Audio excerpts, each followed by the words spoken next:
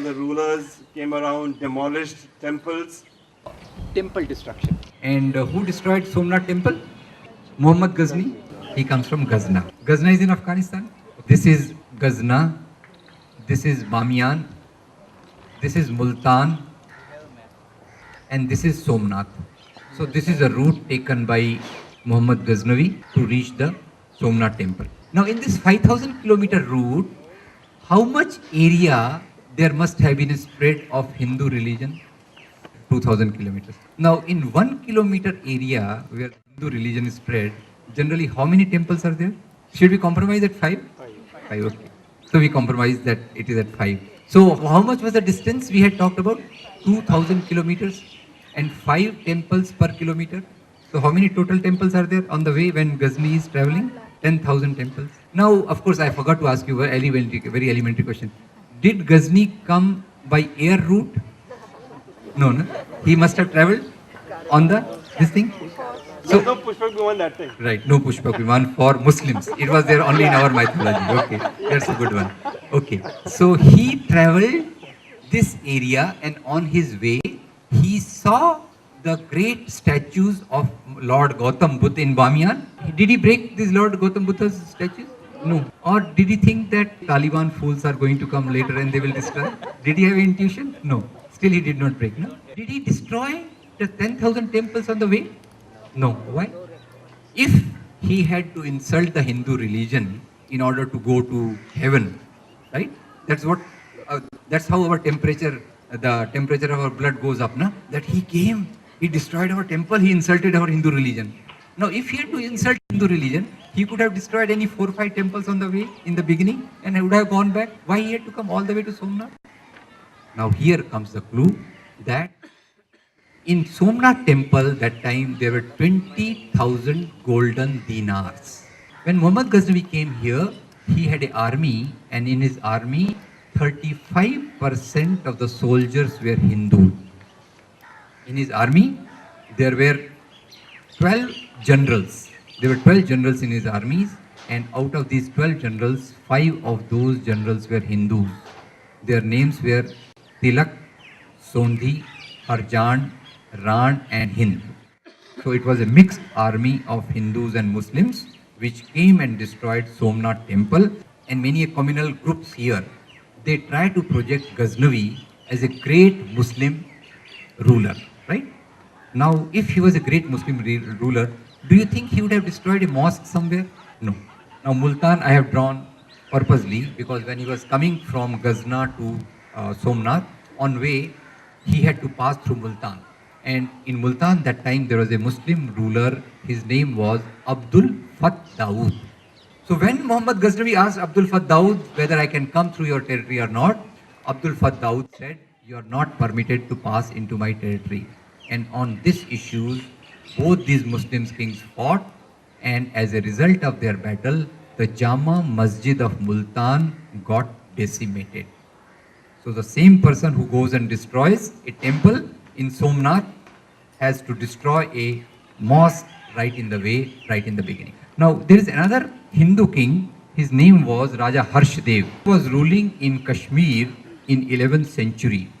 And this point which I am telling you is from a book called Raj Tarangini by poet called Kalhan. Kalhan in his book mentions that this Raja Harsh, during his tenure, he created a new designation, and the name of this designation was Devot Patan Nayak, an officer who uproots the idols of God. And who's doing this? This is being done by a Hindu king. But remember, there is a unwritten clause there that don't destroy the statues made of stone. You have also only to uproot the statues which are made of gold and silver.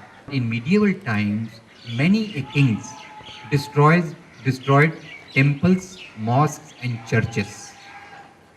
And they did this on selective basis. Only those temples, mosques and churches were destroyed which had a huge repository of wealth. Here I must point out that it was not only medieval times. even current times. Last month, I read a news item in our Bombay papers. I don't know whether you read it or not. There is a very famous temple there called Siddhi Vinayak Temple. Siddhi Vinayak Temple has a wealth of around 150 crores, mouth-watering wealth of 150 crores. And there are two groups which are competing with each other as to which group can corner more money out of that. And here also I read other day that Tirupati Balaji Temple, its wealth is so much that every year it earns 200 crores out of mere interest of the money. Who was the most cruel, bad, and the worst king who ruled this part of the world? Aurangzeb? Very correct. Aurangzeb we regard as one of the worst kings who has ruled this part of the country. Look at Aurangzeb as to what type of king was he. I have no sympathies for Aurangzeb, let me be very clear. We'll see his life, whether he ruled for religion or whether something else dictated his life. Now, to begin with, once the Nawab of Golconda, his name was Tana Shah.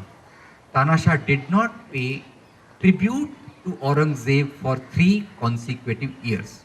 And he said that there is a problem in his country, there is no proper crops, so people do not have money to give the tribute. Now Aurangzeb was very clever. He sent his spies to find out as to where is the wealth of Tana Shah. They found out that Tana Shah has hidden his wealth under a mosque in Golconda. Aurangzeb sent his army to destroy the mosque and to take away the wealth to his treasury in Delhi. So those people who think that Aurangzeb was a great Muslim king and an anti-Hindu king just have to think a bit about him. Now second episode about Aurangzeb, this I am quoting from a book, Feathers and Stone by Pattabi Sitaramaiah. Now once Aurangzeb was going from Delhi to Calcutta, and in his entourage there were 44 Hindu kings. Does it ring some bell? Aurangzeb, most cruel, most anti-Hindu king, and there are 44 Hindu kings in his entourage. Okay. Now, here I can ask you that do you know the Navratnas of Akbar's court?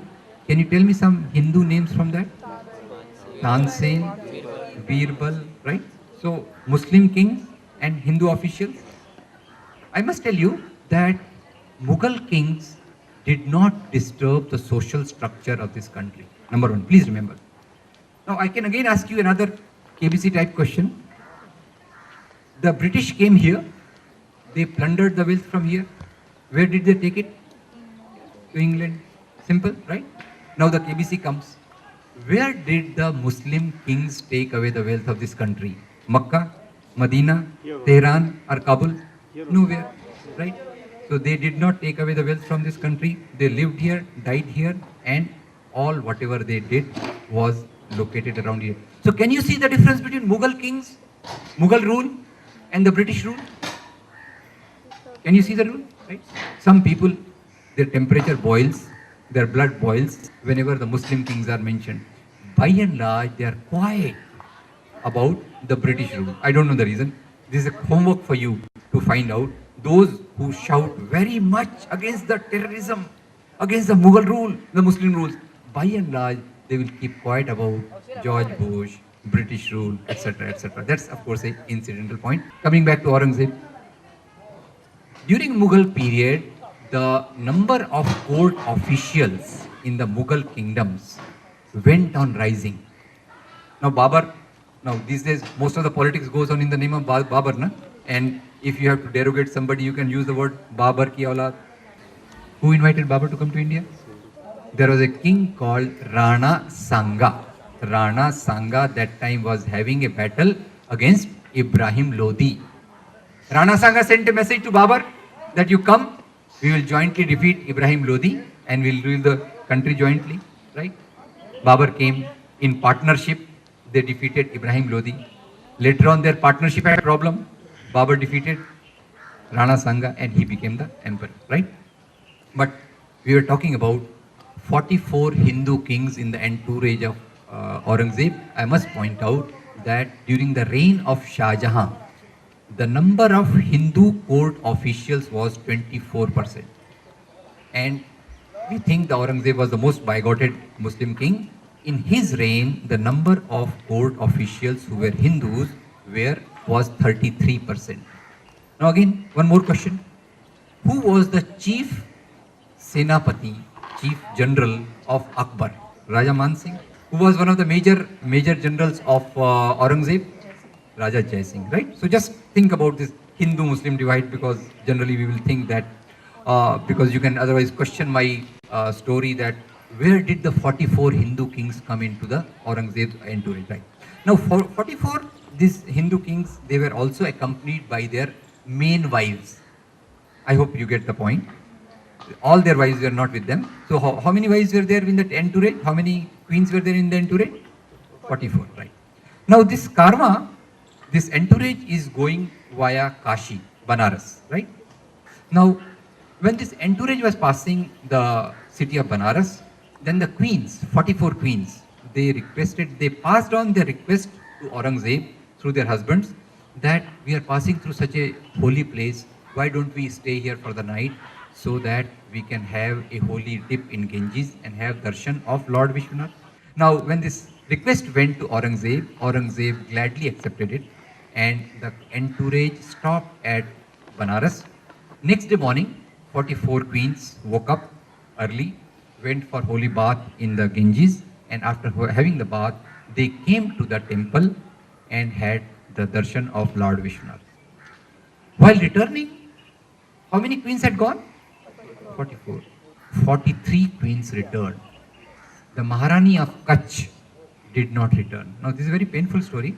So, Aurangzeb sent his top official to find out as to what has happened. And the top official found out that queen was found in the basement of the Vishwanath temple. When they saw the queen, she did not have clothes on her body, and she was semi-conscious. She was brought into the senses and she was put on the clothes. And when asked as to what has happened to you, she said that the Mahant of this temple has raped me. So this was such a painful thing for most of the people, that Aurangzeb gave death punishment to that Mahant. And then the king said that this place has become defiled. On the top is the Lord Vishwanath idol, and on the bottom such a dirty thing is going on. The place has become unholy. Aurangzeb said, I will give money from my treasury so that you can build another temple. You said he is the most horrible king. So he gives money from his treasury so that another temple can be built where the idol of Lord Vishwanath can be located. If you go to Kashi Vrindavan area, you will see a temple where the Lord is adorned with gold ornaments whose weight must not be less than a kilogram. And the pujari of the temple has a farman from Aurangzeb. The farman from King Aurangzeb says that I, Alamgir, King Aurangzeb, am donating these ornaments at the service of Lord Krishna. There is a book by Dr. Vishwambarnath Pandey, a very eminent historian of India. The title of the book is The Farmans of King Aurangzeb. And these list different type of donations which Aurangzeb gave to Hindu temples in particular.